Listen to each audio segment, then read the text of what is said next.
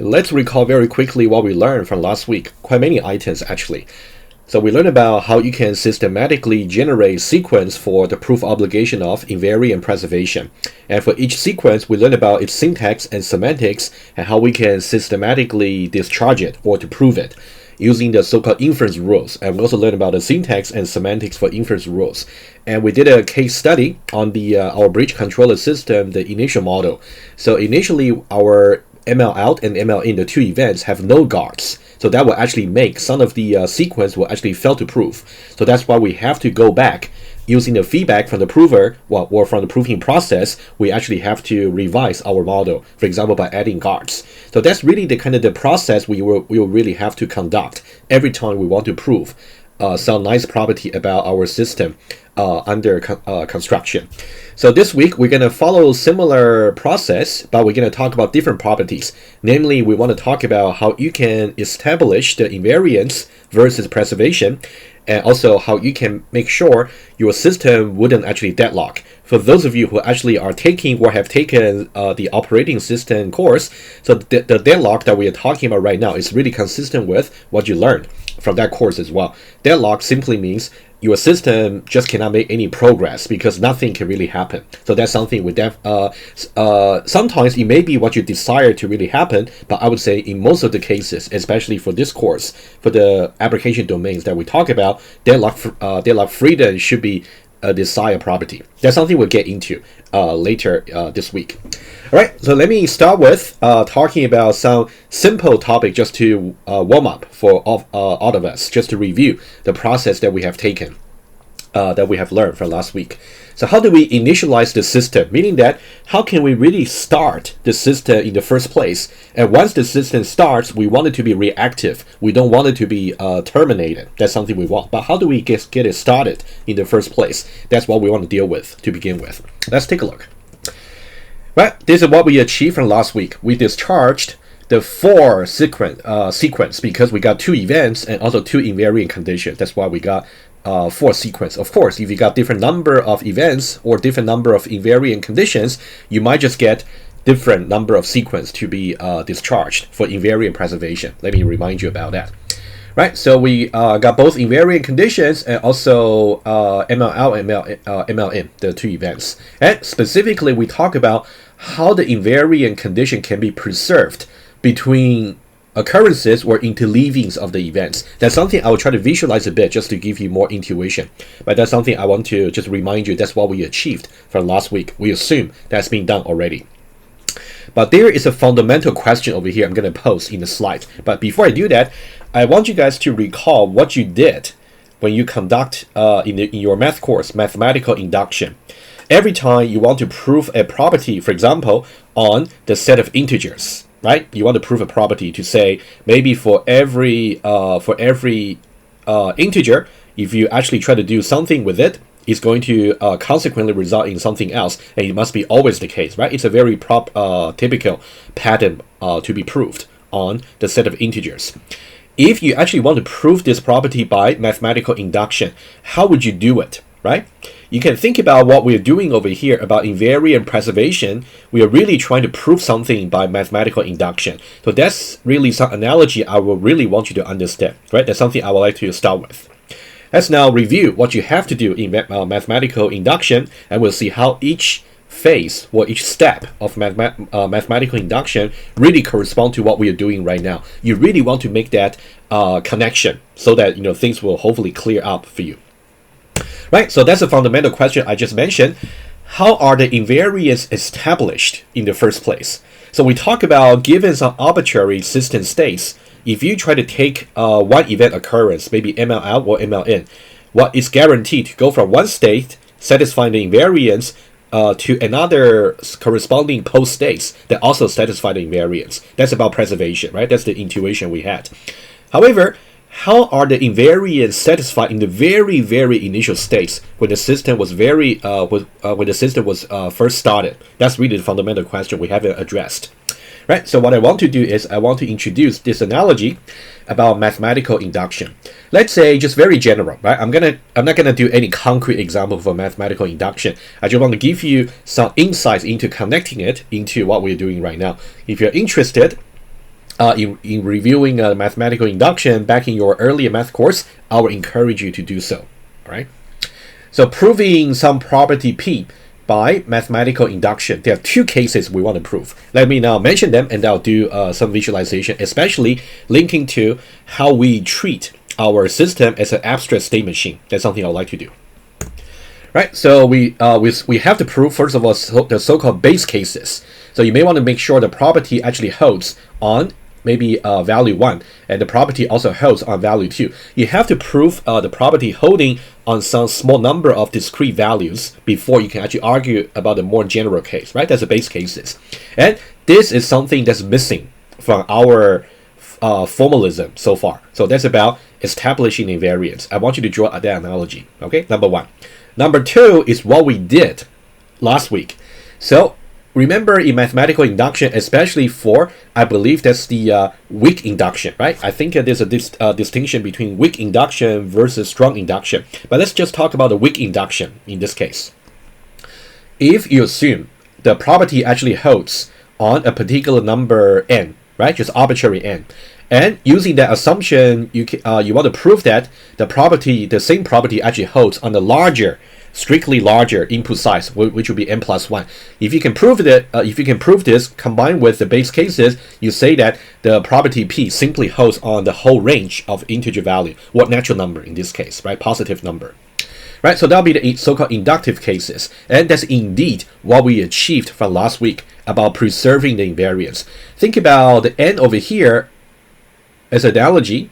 N is like a pre-states. We assume that the invariant actually holds on the pre-states, and we want to prove that invariant also holds on the post-states. So n is like a pre-states, and n plus 1 is like a post-states, right? Hopefully you can see that connection there, right? It's now time for us to visualize what's happening over here quickly, right? Let's talk about the two cases over here as I try to draw on the iPad over here. We got base cases over here, and also we got inductive cases, right? As I mentioned before, whenever you talk about base cases, you have to prove the property or invariance holding on some small number of discrete values. For example, you may want to prove that P1 and P2 and etc., right? Mathematically speaking. But in our case, remember we talk about our system being an abstract state machine.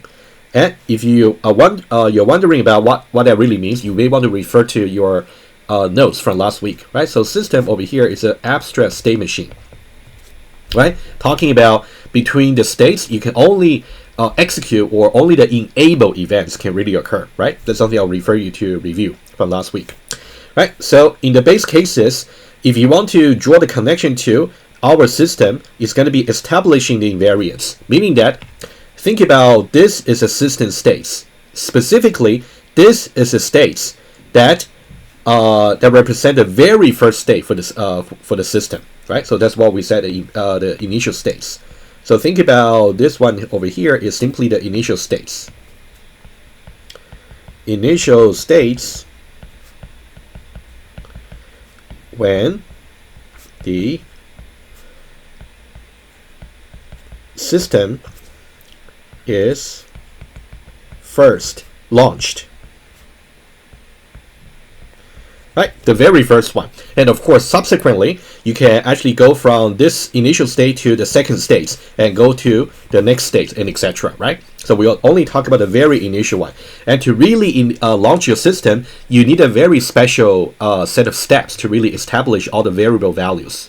In that case, it's called init events, which we will talk about. Actually, you already can see the init events. So we will always talk about the steps that you actually want to use to initialize your system. We'll group all such steps or actions into the inits events. That's what we will do. All right, so just notice that we got inits over here. Right, so that's about establishing invariance. We want to make sure as soon as your system is launched for action, in that case, the invariant must be satisfied. That's why I'm coloring that in green. All right, and let's draw some analogy to the inductive cases. Okay, so now we talk about the base cases over here, and let's talk about inductive cases. And for inductive cases, it's really about given some arbitrary states, Pn, we have the invariant preserved after taking any of the events. In our case, either ML out or MLN, taking either one of them is going to make sure the resulting post states is actually going to preserve the invariance, right? Let's now write it down, our insight. So here, inductive case, we assume Pn, right? And then we want to prove that P also holds on n plus 1. And what you can think about is the n over here is really the pre-states. Okay, let me just use my normal color convention. I like to color the pre-state using green. So this is pre-states. Right, the property P actually holds on the pre-states. And also for n plus 1 over here, that's the post-states. Right, again, assuming that the invariant P holds on the pre-states, we want to prove that the invariance, the state invariance, maybe with the variable value substituted by the effects of the event action, still holds on the post states, right? You can think about the P over here is like the invariance. So that's really how I would like to think about the mathematical induction being, actually think about the other way. That's how I would like to think about the way we do about invariant preservation and also about invariant establishment. It's just like doing mathematical induction, like a special case, like a case study. Okay, so the P over here, think about is simply the invariance. All right, and let's see anything else I want to say. Right, of course, what you do is you assume the pre-states actually host the invariance. That's what you assume. And then you want to prove that the post states over here also actually host the invariance. So this is something you want to prove. All right, it's that's something we did last week, right? And well, of course, we want to do this for every invariant condition and also for every events. Right? If you remember our naming our naming convention from last week, right? For the event ML out, so we got ML out, for example. And then invariance for model 0, number 1, and also it's about invariant preservation, right? That's just one example, and we actually got 4 of them that we proved from last week, right? And a final annotation just to remind you. So what we assume is in the pre-states about the invariant being satisfied, and what we want to prove is what we want to prove in the post states of the invariant being preserved, right? All right, so that's about the analogy I would like to really want you to really program into your mind about connecting what we are doing here about system specification and also proving the system property is really instantiation of the mathematical induction principle that you learned from your earlier math courses, maybe even in the high school, right? It's definitely connected. They are not isolated, right? Let me go back. And so we are not going to specify how the abstract state machine for our system is going to initialize its very first states, the initial states. And this is the event. Typically, the inits events will be very simple to really specify. But there are certain principles I would like to mention to you. Let me just switch to iPad and do the annotation quickly together with you, right? So let's talk about what it is doing over here.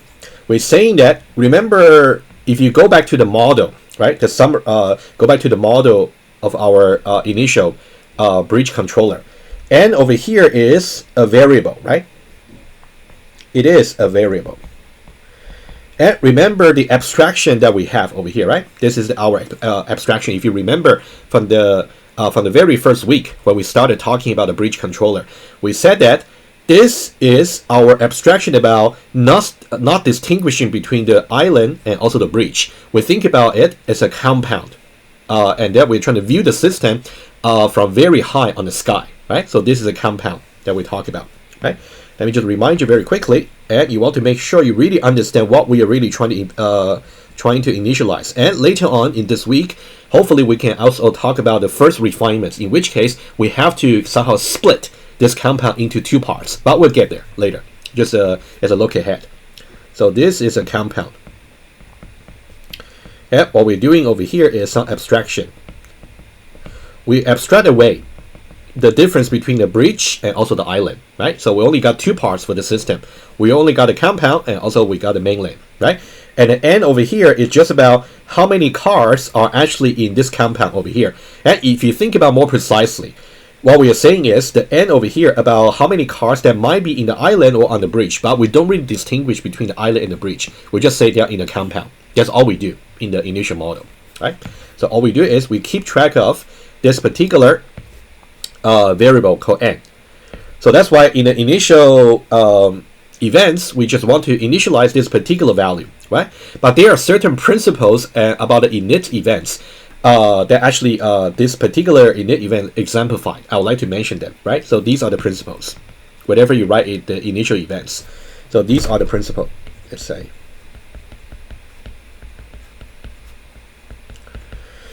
So what are the principles?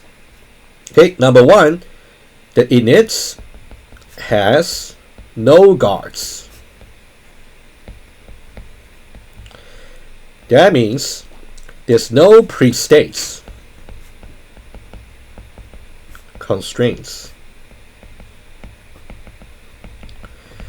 If you simply say it has no guards, that means it's unconditional. You can always initialize your system into certain configuration, given that it actually satisfies the invariance. As long as it satisfies the invariance, it will be okay, right? So number one, you want to remember, if you want to initialize the system, you can do it whenever you want to. You can just reset it. But of course, in reality, once you launch the system to be valid, you don't really want to shut it down, right? Well, of course, for maintenance reason, or if you want to do some maybe a system configuration, you may have to, but it doesn't happen that often, right? So initialization can be done anytime, right? Unconditional. Unconditional. Right, that's principle number one. What about number two? Okay, so number two over here, basically, I want to talk about the right-hand side over here, right? So the right-hand side over here is about the value that the variable should really take in the post states. The value in the post states, right? I'm still following the principle that we learned from the earlier parts, right? Only use constants to specify the post states or after states value. Meaning that it will be wrong. Let me write it down explicitly what might be wrong. Over here, for example, alternatively, if I say, let me just use red over here. Over here, if I simply write something like n becomes, let's say, n plus 1. So this will be considered as totally wrong because there is no pre-states. There is no notion of the pre-state value for this variable n.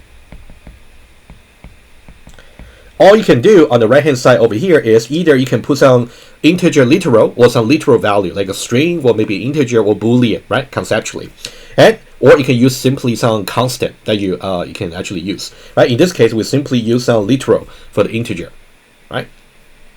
That's something you also see in the slide, but I would like to just mention that it's really important.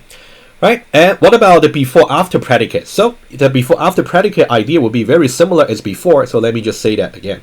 So the before-after predicate, in this case, the before-after predicate, what would that be, right? What would be the post-state value for n, right? That's the post-state, right? Only the post-state exists. It would be exactly equal to, right? By the way, this is mathematical equality. Don't think about it's like a Java programming assignment, right? Think about it's mathematical equality. And the post-state value is just going to be 0, right? Despite what the pre-state value might be, but actually there's no pre-state notion, right? All right, so that's what I want to say about initializing a system. It's a pretty simple idea, but I think that there's certain details you also want to watch out for, right? If you go back here, right? So these are all the bullet points I just discussed in the iPad, right?